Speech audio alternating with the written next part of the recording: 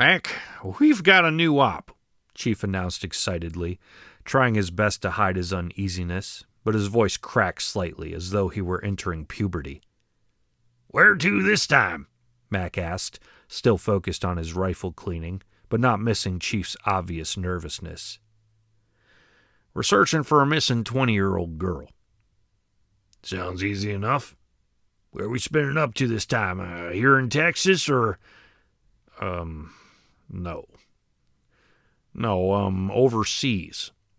A single bead of sweat formed on Chief's temple, rolling down his beardless cheek for a plunge to the floor, eventually exploding on top of his boot. Well, that narrows it down. Mac's sarcasm was obvious. Chief drew in a long breath and held it for a few seconds. Unable to hold out any longer, he finally relented.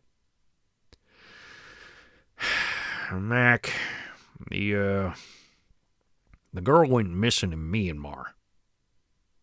Mac jerked around and locked his partially bloodshot and puffy hazel-colored eyes with Chief's. Myanmar? You mean Burma? You can't be serious. 100% serious, Mac.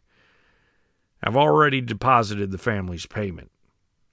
I just need to make sure you and the team are on board. I know you Delta Force boys like challenges and all, but this is madness. Did you forget about the brutal Burmese military? Look, I'm not thrilled about it either. Believe me. The State Department gave that mama the runaround. If we don't go, there's no chance she'll see her little girl again. That's your reasoning? Take a look around, Chief. Johnny's been hung over for the past month. Switch's brain is mush from all his gaming, and your new hire don't even believe in carrying guns, much less killing nobody. Hey, I heard that, Switch interrupted from several feet away, seated in front of 3 computer monitors playing a first-person shooter video game. Chief, seriously, brother. We need 6 months, and at least a dozen more specialists to get ready for this type of op. I just ain't seen how we pull this off, he reasoned. Look, here's the truth. We haven't had a solid contract in 3 months. This op will get us back current on the mortgage, plus give us some padding. Chief, speaking of money, Switch spoke up again. Some thrift shop pickers came by early this morning and wanted to buy the church's old steeple bell. I guess it's an antique. What? Absolutely not. That's what gives this place its character, Chief argued. Well, that and the fact that a bunch of former military guys live here and shoot scary guns out the windows, Switch responded, glancing at Mac, who had reassembled his gun and opened the window for some target practice. Yeah. And don't forget about our resident ex-con, Mac reminded them both. Right. How could we forget about Bling? Chief somewhat mumbled, smiling from the corner of his mouth.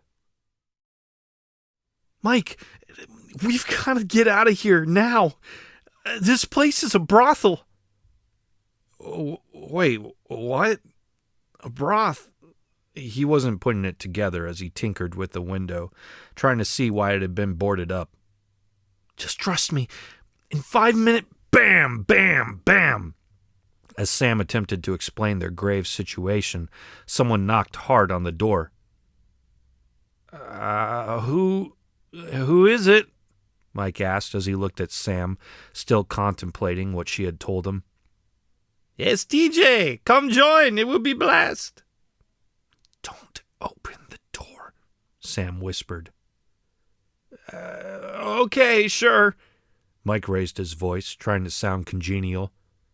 We'll be out soon. Give us a few minutes. I see. Save energy for dance, he slurred and finished with a sadistic laugh.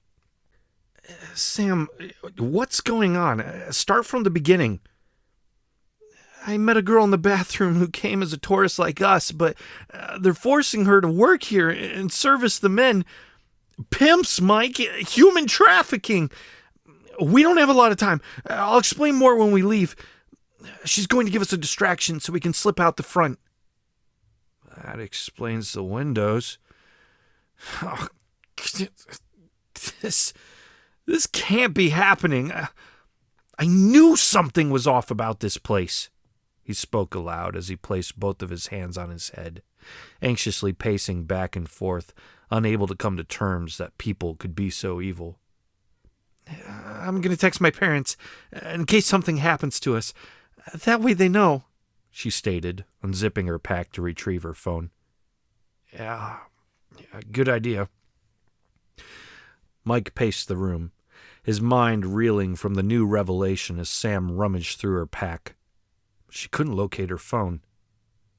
Frustrated, she dumped everything out on the floor and sifted through the pile of clothes, small water bottles, and food bars.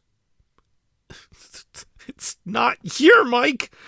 Everything is gone. My passport, my money, my phone, it's all gone. It's just like what she said happened to her. Sam dropped to her knees, and her face wrinkled as though she were about to break down and sob uncontrollably. Sam? Mike gently placed his hand on her shoulder. We gotta stay strong, he encouraged her as he checked his backpack for his phone. But it too was missing, along with his wallet and passport. No, this isn't happening. He was now as frustrated as she was, and the shock and anger were setting in for both of them. TJ must have grabbed our things when we weren't looking. This is serious. What are we gonna do? I don't know, but we need to get out of here. As he finished his sentence, they heard whistling and hollering coming from the bar area. That's the sign. The distraction. We gotta go now, Sam exclaimed. They grabbed their backpacks and cautiously opened the door, inspecting the hallway for TJ. They watched for several seconds and saw no movement, so they moved as stealthily as they could down the hallway until they stood behind a thin wall separating them from the bar area.